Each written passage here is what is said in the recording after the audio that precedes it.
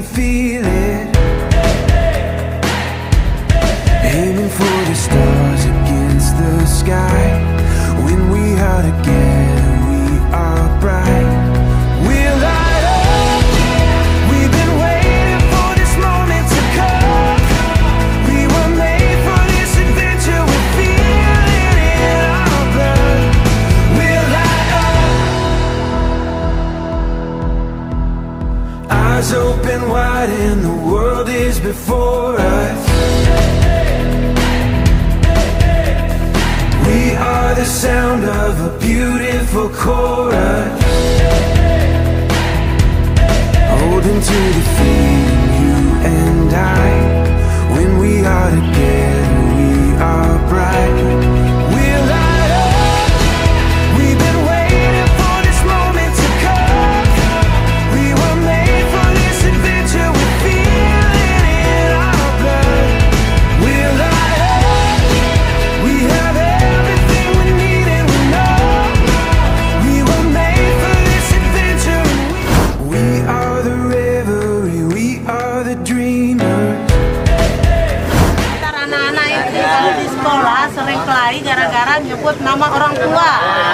Misalnya Agus katanya, langsung kelahi nih. We are the revelry, we are the dreamers.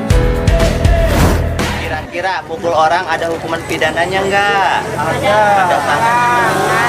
Ya, harus sayang ke teman-teman. Boleh nggak ngebully? Ya.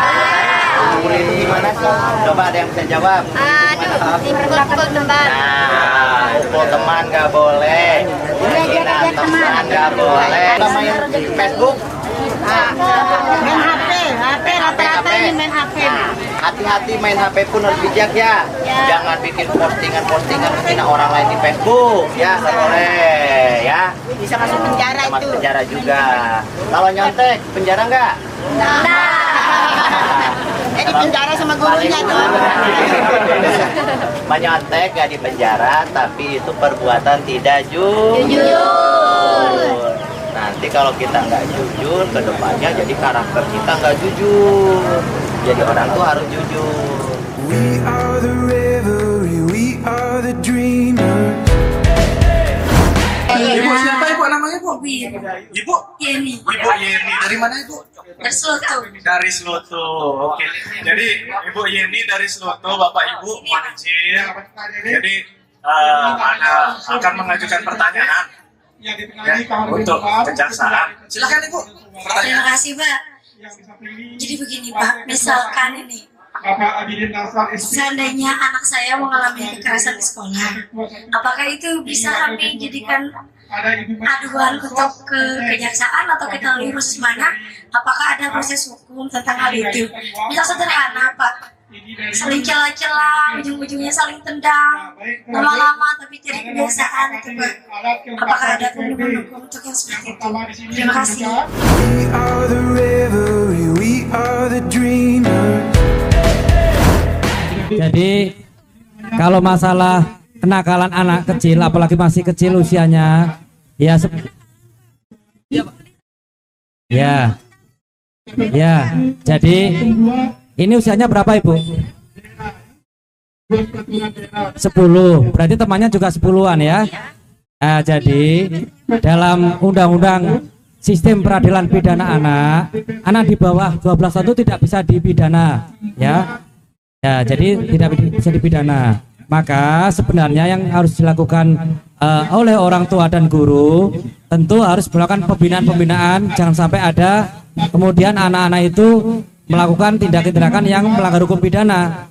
Nah, kemudian kalaupun terjadi itu maka harus juga ke gurunya bagaimana penyelesaiannya. Nah, apalagi seandainya masalah yang bisa diselesaikan baik-baik tentu harus diselesaikan kekeluargaan. Kemudian kita juga ada restoratif justice gitu ya. Jadi sebenarnya mendamaikan sebelum ada permasalahan-permasalahan hukum sebenarnya. Nah, kejaksaan sendiri sebenarnya membuka kesempatan juga bagi sekolah maupun desa-desa yang ingin diberikan penyuluhan hukum. Tapi kita juga punya program yang sudah ada rencananya atau sudah diprogramkan, antara lain termasuk penyuluhan narkotika di sekolah-sekolah.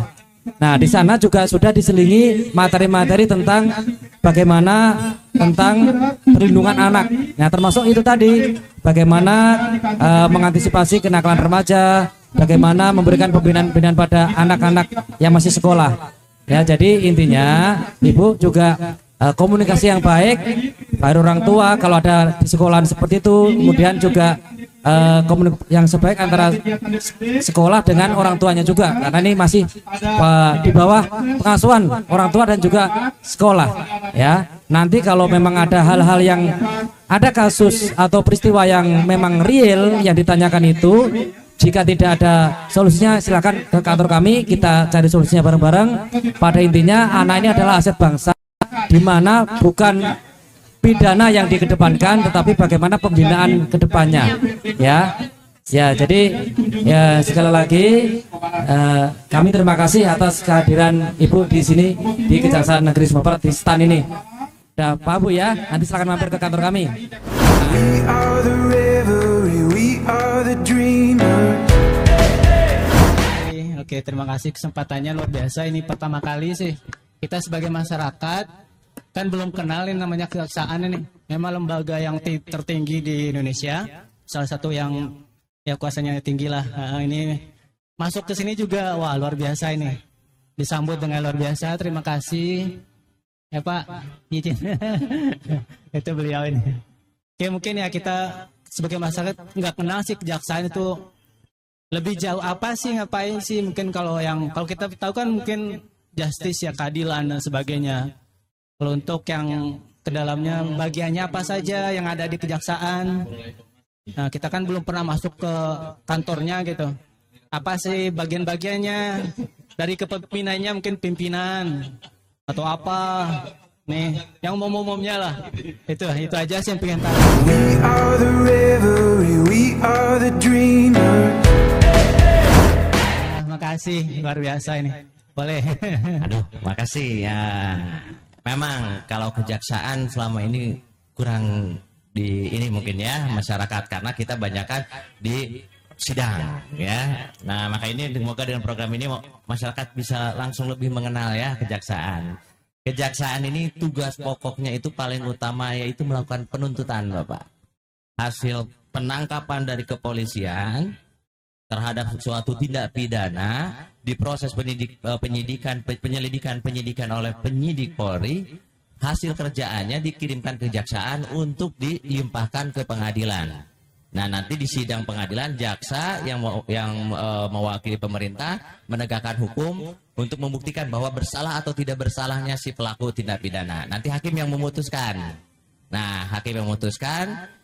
Ketika dia dianggap bersalah, maka dia akan dibina di lembaga pemasyarakatan. Adapun organisasi kejaksaan ini untuk di tingkat ke pusat itu dipimpin oleh seorang jaksa agung. Nah, jaksa agung di Kejagung, di bawah dari jaksa agung ada tingkatan kejaksaan tinggi. Di bawah kejaksaan tinggi baru kejaksaan negeri. Kebetulan karena kita ada di Sumbawa Barat, nah ini kejaksaan negeri Sumbawa Barat. Nah, Kejaksaan Negeri Sumbawa Barat ini juga dipimpin oleh seorang kajari. Dalam membantu tugas-tugasnya seorang kajari, didampingi oleh beberapa bidang, yaitu satu bidang pembinaan yang mengurusi tentang kepegawaian, administrasi, pangkat, itu bidang kepegawaian. Ada bidang Pitsus yang bertugas melakukan penyelidikan, penyidikan, dan penuntutan terhadap perkara tipikor, termasuk mengeksekusi terhadap putusan hakim.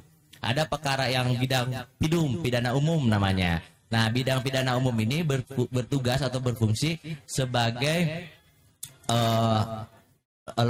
sebagai penuntutan atau penerimaan berkas perkara dari kepolisian untuk dilaksanakan untuk perkara-perkara umum seperti pencurian, pembunuhan. Nah, perkara-perkara umum itu bukan korupsi, itu dipegang oleh bidang PIDUM. Tugasnya menuntut sampai melakukan eksekusi.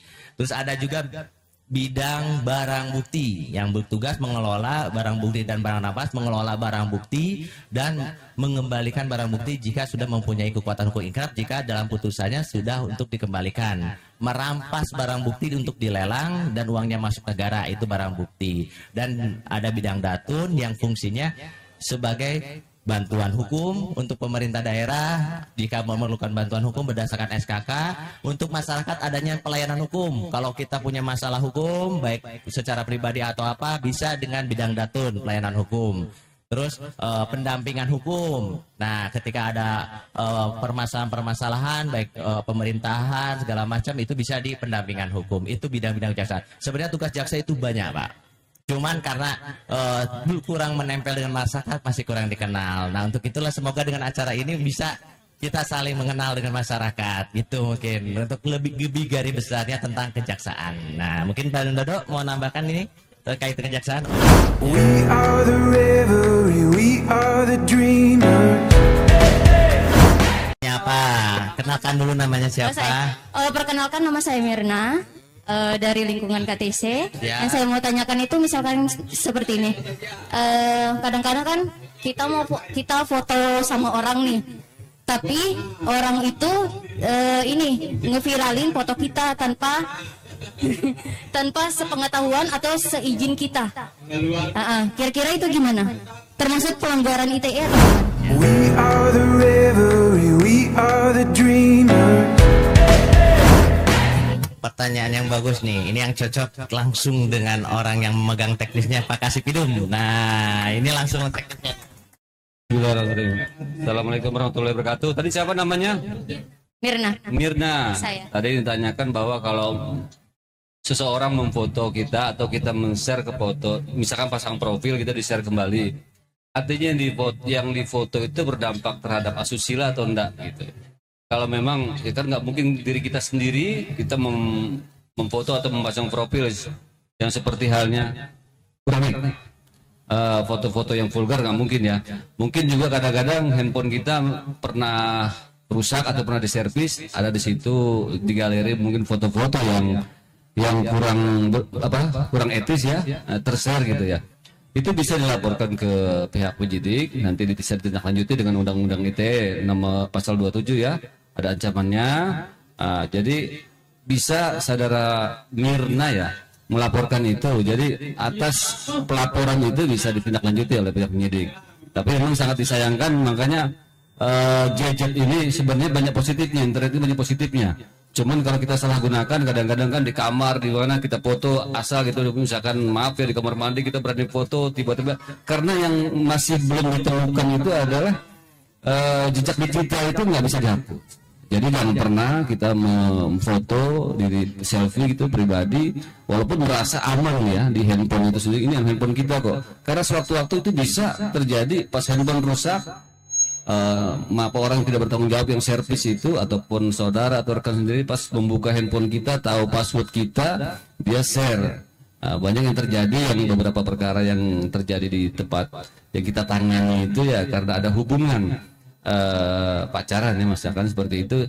Saat dia meminta kamu dong video call, kamu buka sedikit begini, hal-hal yang vulgar gitu, yang pornografi gitu, asusila, habis itu dia merekam layar gitu, merekam videonya, sehingga itu menjadi ancaman nanti untuk meminta kepada korban, meminta sesuatu yang lebih dari itu, sehingga merasa terancam. Kalau nggak dikasih sesuatu yang diminta oleh si yang meminta itu, dia akan menyebarluaskan. Itu bisa dilaporkan, jadi menjadi suatu pidana. We are the revelry, we are the dreamers. We dance through. Pendapatnya apakah program ini bagus atau tidak, atau kurang memuaskan? Bagus dan perlu dilanjutkan. Nanti kalau kami ngadain acara-acara lagi, silakan bertanya ya. Insya Allah kami akan berusaha sebaik mungkin, termasuk permasalahan hukum kita edukasi bersama dengan ngobrol gini. Insya Allah menjadi edukasi untuk masyarakat luas. Gitu. Oke, terima kasih. Nah, saya minta ininya nih Bapak nih Ibu nih terhadap program kami nih. Sobat bertanya, Om Jack menjawab, ini bagaimana nih kesan-kesannya? Kalau menurut saya ini betul-betul solusi untuk masyarakat seperti kita yang masih sangat awam. Kejaksaan itu kayaknya menyeramkan, kata-kata jaksa, wow serem banget nih kayaknya ya. Padahal sebenarnya tidak seserem itu. Lihat mbak-mbaknya juga nggak serem ya mbak ya. mas-masnya juga baik-baik gitu kan. Jadi kan orang kalau awam tuh melihatnya kejaksaan itu kayaknya hal-hal yang menakutkan. Jadi kalau dengan adanya terobosan seperti ini, kalau menurut saya sendiri itu sangat-sangat membantu seperti kita. Jadi kalau kita ternyata kalau ada masalah hukum ternyata bisa berkonsultasi dengan kejaksaan kan. Selama ini orang-orang nggak tahu kalau ada misalnya ada kasus hukum, ya udah jalani saja seperti itu kan. Padahal bisa berkonsultasi dengan kejaksaan. We are the revelry, we are the dreamers. We dance through the night in a bond we can feel it. Aiming for the stars against the sky. Sobat bertanya. Sobat bertanya. Objek menjawab. Iya. Sobat bertanya. Sobat bertanya. Sobat bertanya. Sobat bertanya. Objek menjawab. Sobat bertanya. Objek menjawab. We are the sound of a beautiful chorus.